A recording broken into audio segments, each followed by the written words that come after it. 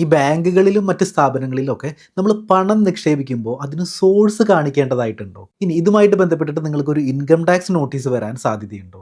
അങ്ങനെയാണെന്നുണ്ടെങ്കിൽ തന്നെ എത്ര രൂപയൊക്കെ ടാക്സ് അടയ്ക്കേണ്ടതായിട്ട് വരും? ഒരു സാമ്പത്തിക വർഷത്തിൽ നിങ്ങളുടെ സേവിങ്സ് അക്കൗണ്ടിൽ 10,00,000 രൂപയിൽ കൂടുതലൊക്കെ പണമായിട്ട് നിങ്ങൾ നിക്ഷേപിക്കുകയാണെന്നുണ്ടെങ്കിൽ, അത് വൺ ടൈം വേണം ഇല്ല കേട്ടോ. പലപ്പോഴായിട്ട് തന്നെ പണമായിട്ട് നിക്ഷേപിക്കുകയാണെന്നുണ്ടെങ്കിൽ നിങ്ങൾക്ക് നോട്ടീസ് വരാനായിട്ട് സാധ്യതയുണ്ട്.